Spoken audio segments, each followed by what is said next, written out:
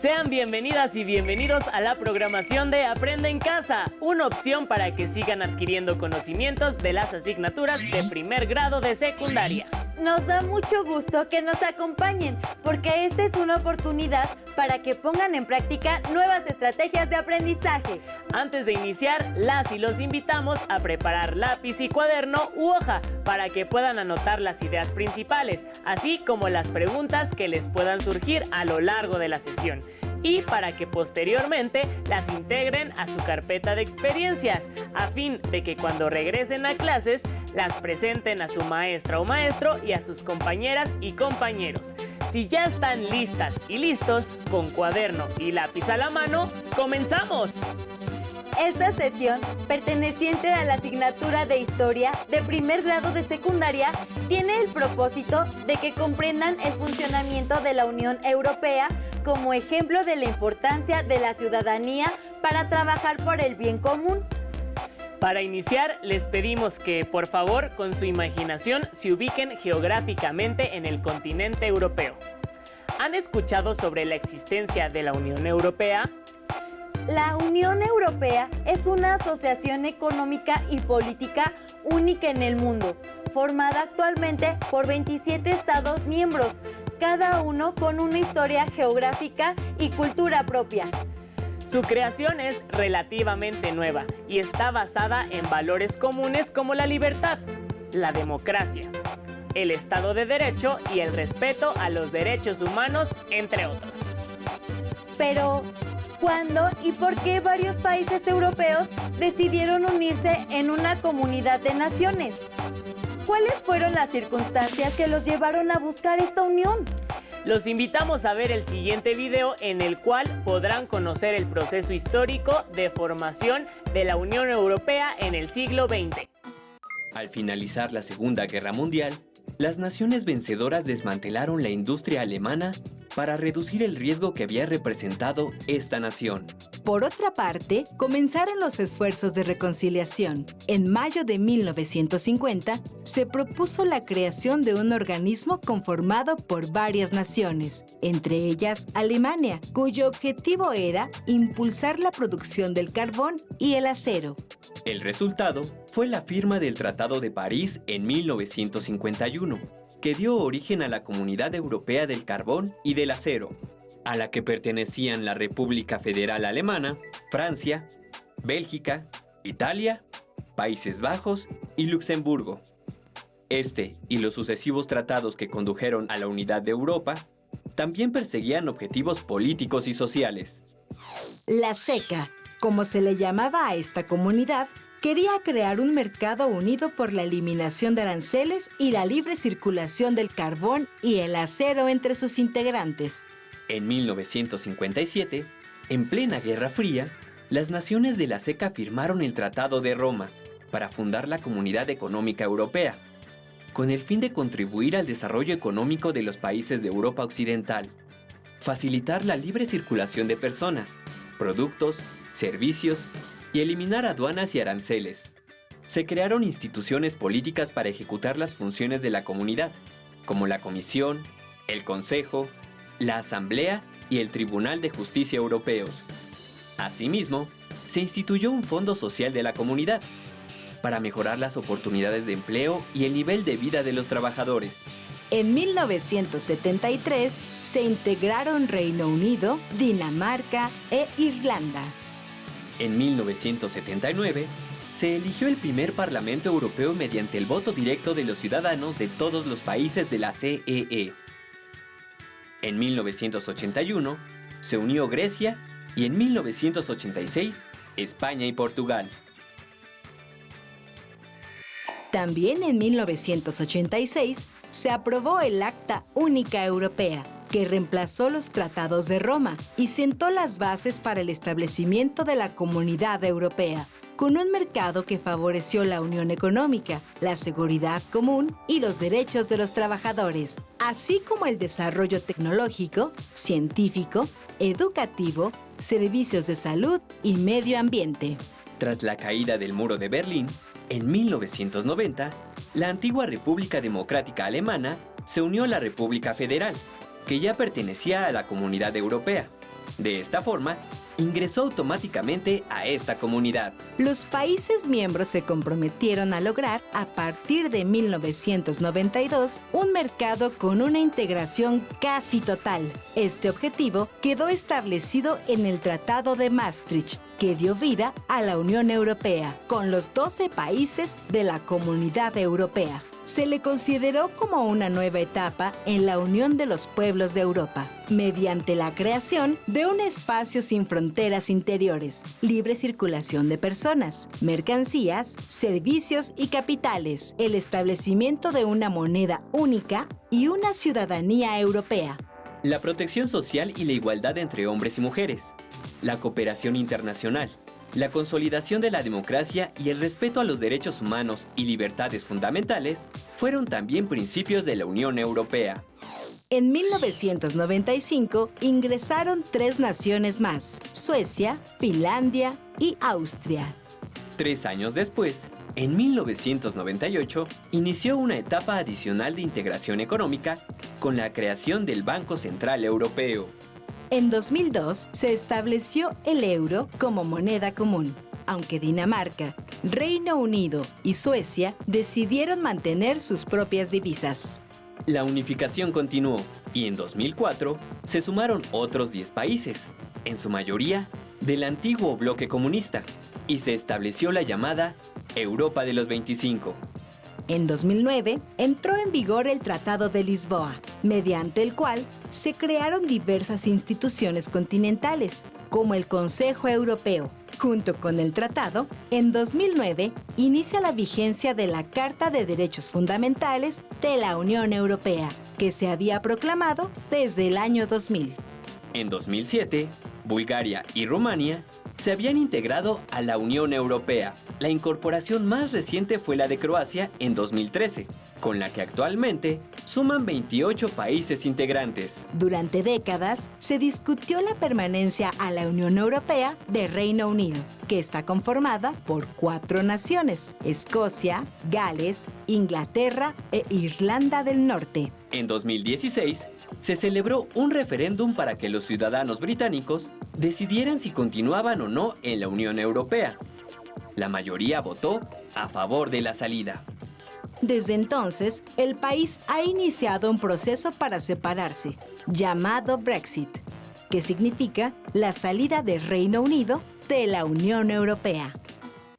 Como pudieron ver, la Unión Europea busca la consolidación de una Europa democrática, estable y unida, y dotada de voz propia en la escena internacional. Las acciones emprendidas se han basado en tratados, que han sido aprobados y modificados voluntaria y democráticamente por todos los países miembros. Un ejemplo de ello es el Tratado de Maastricht, el cual fundó los cimientos en los que se basa esta organización. Como ustedes saben, Europa ha sido escenario de múltiples guerras a lo largo de la historia, por lo que la búsqueda de la paz fue uno de los principales objetivos de la creación de la Unión Europea. Como mencionamos, la Unión Europea se conforma con varios países. En este marco, ¿qué significa ser una ciudadana o un ciudadano de la Unión Europea? ¿Cuáles son sus derechos y obligaciones?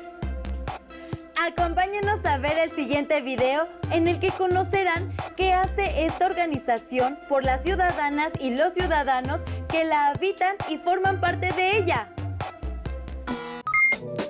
En Europa, en 1992, el Tratado de Maastricht, o Tratado de la Unión Europea, estableció como uno de sus objetivos reforzar la protección de los derechos e intereses de las personas de sus Estados miembros, mediante la creación de una ciudadanía. La ciudadanía europea y los derechos individuales se sustentan en 3 documentos. La Carta de los Derechos Fundamentales de la Unión Europea, vigente en 2009. El Tratado de Funcionamiento de la Unión Europea, que adquirió este nombre en 2009, con el Tratado de Lisboa, aunque tiene antecedente en 1957. Y el Tratado de la Unión Europea, o Tratado de Maastricht, de 1992. Toda persona que tenga la nacionalidad de un Estado miembro es ciudadano de la Unión Europea. La ciudadanía de la Unión complementa a la ciudadanía nacional sin sustituirla. Algunos de los derechos de los ciudadanos de la Unión son circular y residir libremente en el territorio de los Estados miembros y participar en las votaciones para elegir al Parlamento Europeo o postularse candidato. Otro tema relevante son los derechos humanos de la Unión Europea. La Carta de los Derechos Fundamentales de la Unión Europea dispone que se adherirá al Convenio Europeo para la Protección de los Derechos Humanos y de las Libertades Fundamentales de 1953, inspirado a su vez en la Declaración Universal de Derechos Humanos de la ONU. Pasaron años de debates sobre si la Comunidad Europea debía adoptar o no su propia Carta de los Derechos Fundamentales. En el 2000, el Parlamento Europeo, el Consejo y la Comisión proclamaron la Carta de los Derechos Fundamentales de la Unión Europea en Niza. Tuvo reformas en 2007 y se aprobó con el Tratado de Lisboa en 2009. En esta carta se enumeran los derechos básicos que la Unión debe respetar. El título primero confirma los derechos a la dignidad humana, la vida y la integridad de las personas, así como la prohibición a la tortura, la esclavitud y el trabajo forzado. El segundo reafirma los derechos de libertad física, de pensamiento, conciencia, religión y expresión, respeto a la vida privada y familiar, el derecho a la educación, al trabajo, a la propiedad y al asilo. El tercer título es sobre la igualdad y la no discriminación, así como el respeto de la diversidad cultural, religiosa y lingüística, y derechos del niño, personas mayores y a la integración de las personas discapacitadas. El cuarto título versa sobre la solidaridad.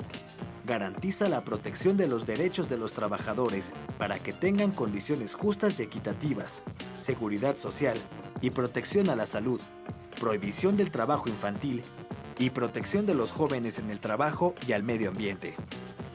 El título quinto enumera los derechos de los ciudadanos de la Unión, como los de votar en elecciones parlamentarias europeas y en las de la localidad donde resida. Y el sexto, el de la justicia, reafirma los derechos a un juez imparcial, a la defensa, a los principios de legalidad y a la proporcionalidad de los delitos y penas. En cuanto a la movilidad de la Unión Europea, el concepto de la libre circulación de personas cambió. En 1957, se refería únicamente a la libre circulación de trabajadores y a la libertad de establecimiento. Fue hasta la celebración de los acuerdos de Schengen de 1985 y 1990 que se creó un espacio para la libre circulación de personas. Los acuerdos fueron inicialmente firmados por Alemania, Bélgica, Francia, Luxemburgo y los Países Bajos. Actualmente, 26 países participan plenamente en el sistema Schengen. 22 de ellos son Estados miembros de la Unión Europea, más 4 países asociados: Noruega, Islandia, Suiza y Liechtenstein. Entre los logros relacionados con el espacio de Schengen están la supresión de controles en las fronteras interiores y la libre circulación, mediante la exhibición de un documento de identidad o pasaporte. Recientemente, ha sufrido presiones a causa de la llegada de refugiados y migrantes provenientes de África y Asia, en números sin precedentes. A partir de 2015, varios Estados miembros introdujeron controles temporales en las fronteras interiores de Schengen. Esta fue la primera vez que sucedía algo semejante en Europa. Actualmente, la Unión Europea se enfrenta a diversos retos en los ámbitos económico, político y social, como se mencionó en el video. Un ejemplo es la inmigración. Las y los migrantes, así como las refugiadas y los refugiados que intentan llegar a Europa, se embarcan en viajes en los que se juegan la vida en busca de más y mejores oportunidades. ¿A qué otros retos consideran que se enfrenta la Unión Europea en el siglo XXI? Por otro lado, también pudieron observar que los derechos son fundamentales. Por ejemplo, circular libremente y residir en el territorio de los Estados miembros sin necesidad de pasaporte. Además de esto, la Unión Europea se basa en los derechos humanos. ¿Notan algún parecido entre los derechos de las ciudadanas y los ciudadanos de la Unión Europea y los derechos que tenemos las mexicanas y los mexicanos? ¿Qué derechos se parecen? Como podrán notar, ser ciudadana o ciudadano va más allá de ser mayor de edad y vivir en un país democrático, pues significa participar activamente en la vida social, política y económica de la comunidad y de la sociedad. Las y los invitamos a ver el siguiente video, cuyo contenido les permitirá comprender la importancia de ser una ciudadana o un ciudadano.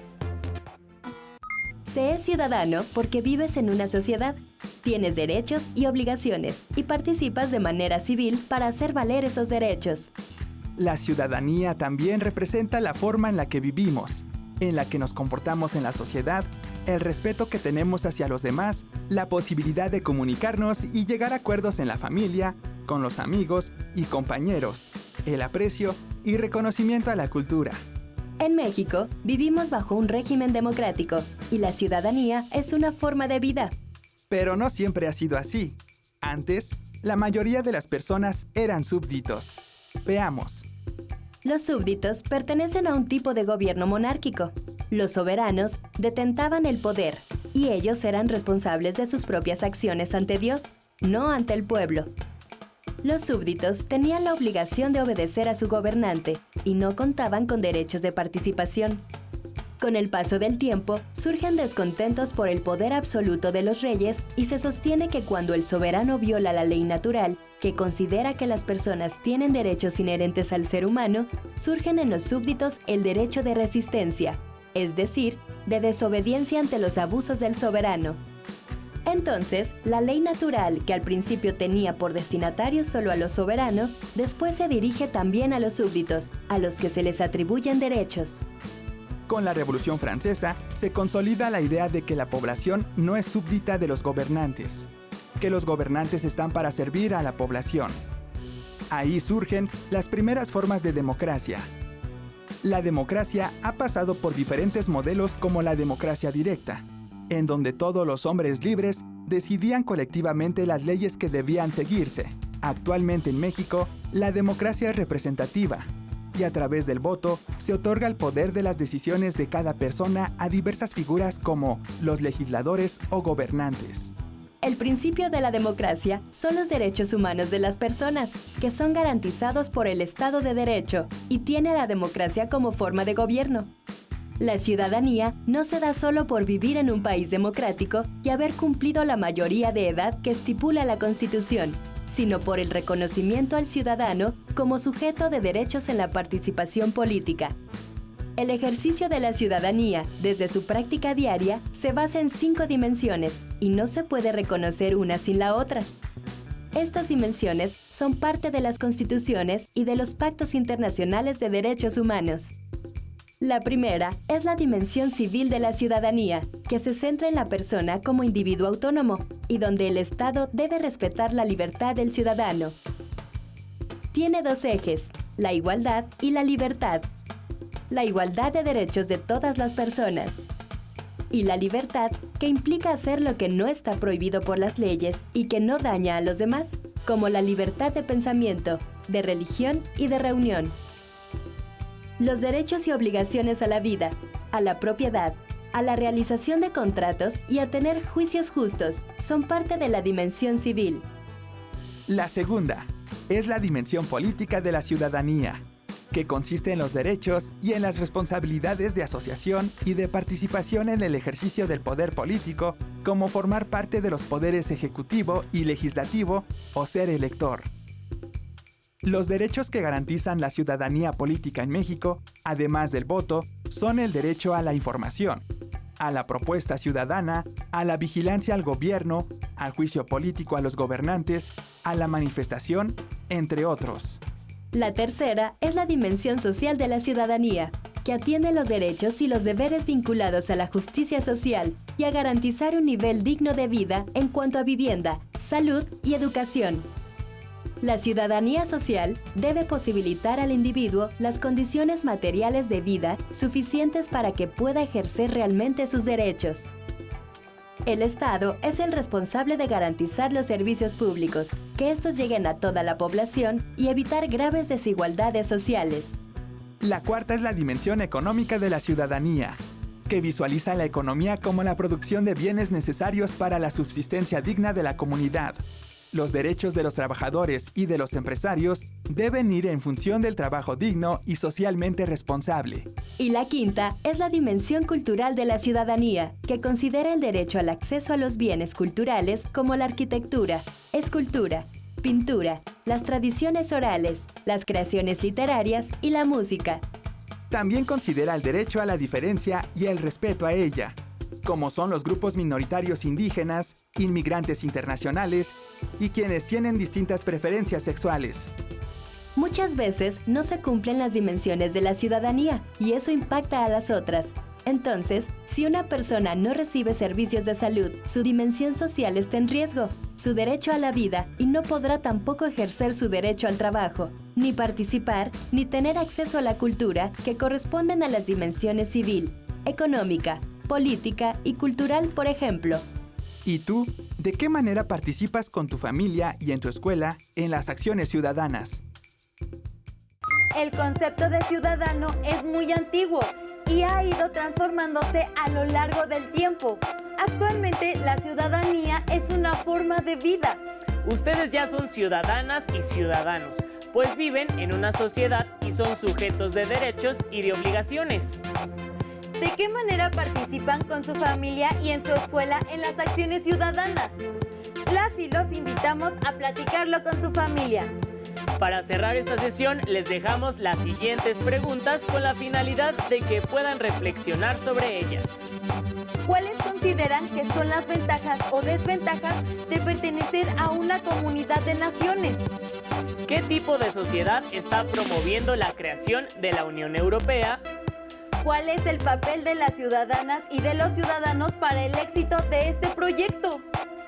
Les sugerimos incluir sus reflexiones y anotaciones en su carpeta de experiencias. Para conocer más sobre la vida de las y los migrantes, les recomendamos leer el libro Emigrantes de Shaun Tan. Esperamos que hayan disfrutado y aprendido esta sesión tanto como nosotros. Recuerden que en esta pausa escolar, además de reforzar los aprendizajes, es importante aprovechar el tiempo en casa y practiquen la paciencia, la tolerancia y la convivencia en familia. Recuerden que tenemos una cita en la siguiente sesión de la asignatura de Historia de primer grado de secundaria. Mientras tanto, las y los invitamos a continuar con la programación de Aprende en Casa. ¡Hasta la próxima sesión!